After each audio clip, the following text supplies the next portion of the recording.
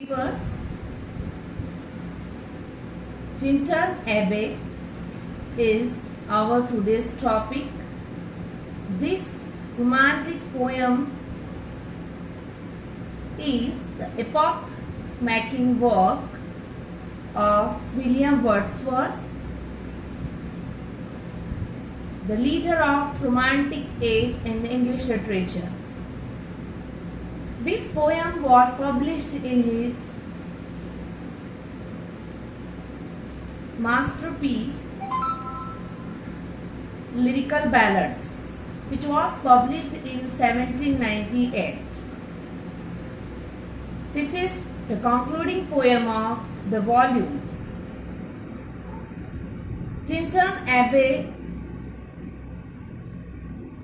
is a poem of reflection, reminiscence, and recollection of poet's memories. Tintern Abbey is a place located on the border of England and Wales. Abbey means a religious building. This abbey was created in 12th century. William Wordsworth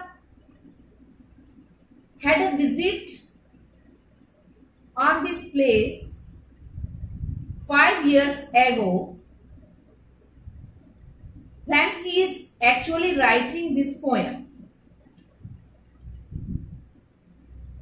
The full title of the poem is Lines Written a Few Miles Above Tintern Abbey on Revisiting the Banks of the Wye during a tour July 13, 1798.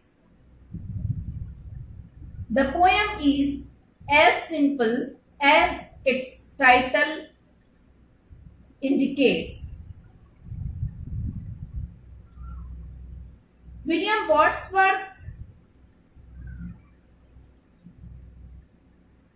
like his Wordsworthian style, has considered nature a panacea for men's all problems. He finds always a remedy in nature for the problem of humdrum of daily life. This time, Wordsworth is visiting the place along with his sister, Dorothy. He recalls the pleasing sights of Tintern Abbey, but still there is a tinge of sadness in the poem. This sadness may be due to the sudden and tragic death of Dorothy's fiancé, who was a scholar under Wordsworth's tutelage. He was engaged to Dorothy. His sudden death shattered Dorothy and Wordsworth. We find the still sad music of humanity in this poem. Wordsworth talks about the unavoidable fate of humanity in this poem. So let's begin the poem. I would read aloud the text of the poem. You may open your book for the text. The poem begins thus. 5 years have passed, 5 summers with the length of 5 long winters, and again I hear these waters rolling from their mountain springs. With a soft inland murmur, once again do I behold these steep and lofty cliffs that on a wild secluded scene impress thoughts of a more deep seclusion and connect the landscape with the quiet of the sky. Wordsworth says that he has come to the place after a lapse of 5 years. Obviously, he is mentioning different seasons, 5 summers and 5 long winters. Why? Because in Western countries, winter season remains for most of the year. So he passed this long time, and again he is on this amazing natural place. He can see the natural objects as pleasing as he had seen 5 years ago. There is beautiful waterfall, water is rolling with its pleasant melodious sound. Wordsworth can notice the same high and lofty cliffs, that green land which used to amaze him in 1793. The loneliness of the place aroused in him thoughts of more tranquility, and the tranquility of the land connects the land with the sky. It is as calm and peaceful as sky. The day is come when I repose here under this dark sycamore and view these plots of cottage ground, these orchard tubs, which at this season, with their unripe fruits, are clad in one green hue and lose themselves mid groves and copses. Once again I see these hedgerows, hardly hedgerows, little lines. Wordsworth is saying that he can again rest under this dark sycamore tree as he used to rest earlier. There are trees like hedgerows on the boundaries of this beautiful site. Wordsworth can see the cottage ground. There are fruit trees, and the fruits are not ripe at the time. So their color is also green. The land is also green. It seems that everything on the landscape has green cover on itself. So the fruits have lost their identity. Everything is looking around is green. Hedgerows are seem to be like parts of natural hedgerows. Of spotty wood run wide these pastoral forms, green to the very door, and wreaths of smoke sent up in silence from among the trees, with some uncertain notice, as might seem, of vagrant dwellers in the houseless woods, or of some hermit's cave, where by his fire the hermit sits alone. Wordsworth says that these woods, these trees, these gardens, all the play is as sportive as earlier. The pleasures are wild and the forms are pastoral. Animals graze there. The whole site is full of peace and pastoral qualities. There are green doors, and among the trees, though it is uninhabited, there are no houses in that place, but the poet can see the smoke coming out amidst the trees. He is not sure from where this smoke is coming, but he speculates that there may reside some gypsies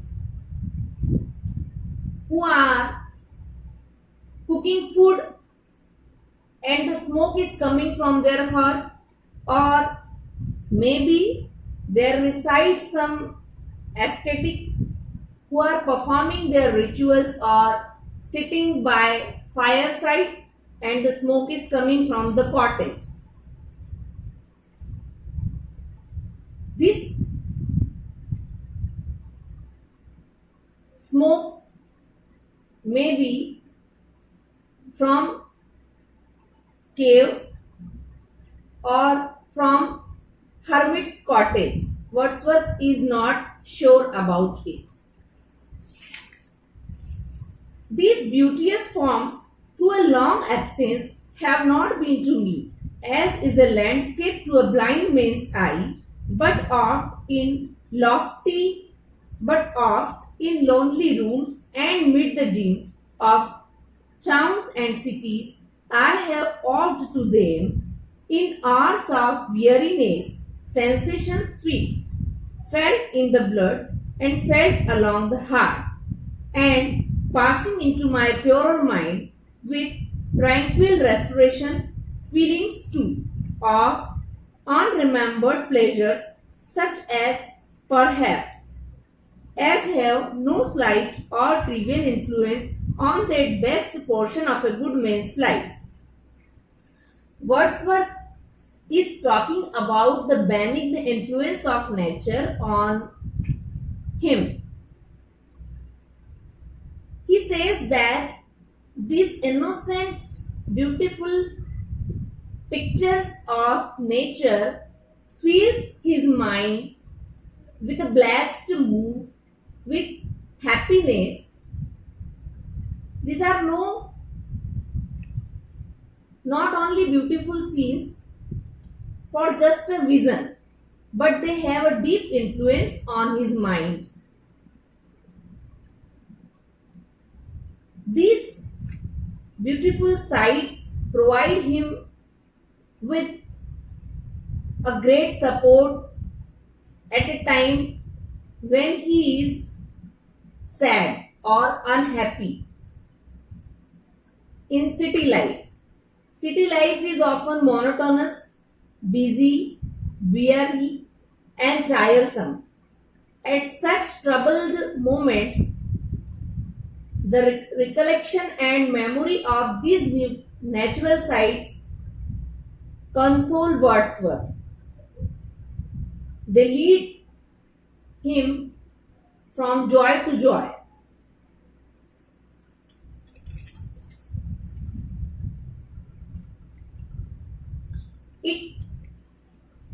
Its memory saves Wordsworth from trivial truffles of day-to-day life.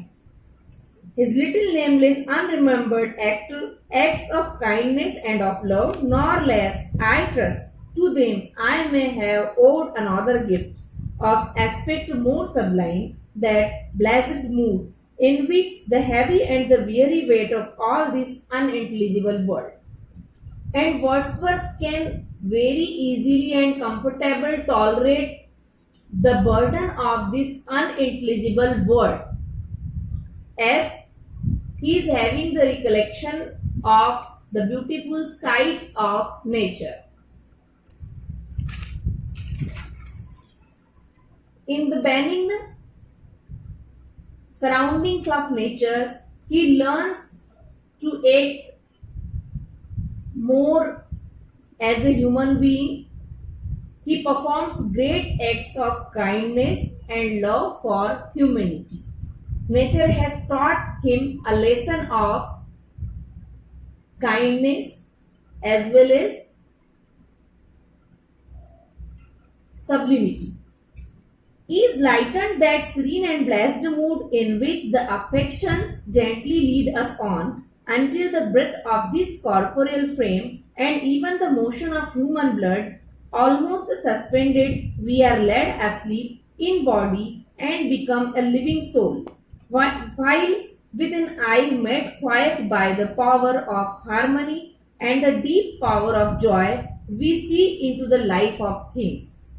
In such a blessed mood, Wordsworth is able to feel that not only human beings but every object of nature has a soul in itself.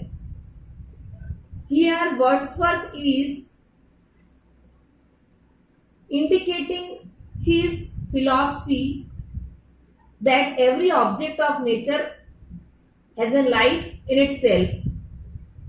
It is divine. This philosophy of Wordsworth is known as pantheism. Wordsworth says that all these scenes enter in his mind and enlightens him to such an extent that he sees the reality of the things in this world. It has enhanced his understanding and comprehension towards the world.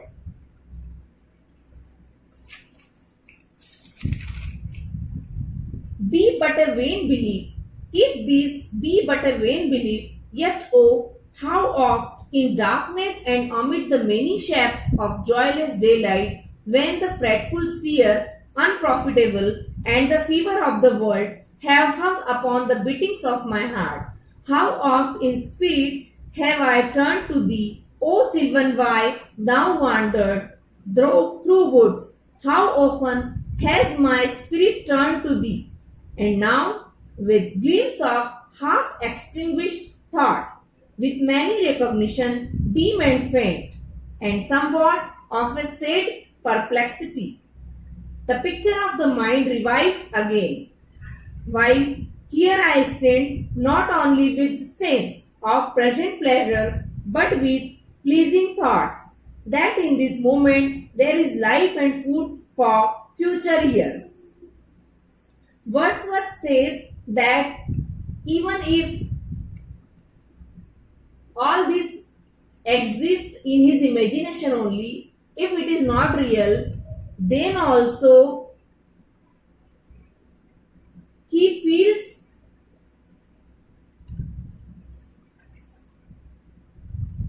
the happiness of these moments in his life. So they can't be unreal. These experiences are real because in his loneliness, when he is not in the presence of these scenes, he keeps all these scenes in his heart, and as soon as he closes his eyes, he can turn again towards this beautiful scene of the river Wye. He can see this landscape through closed eyes.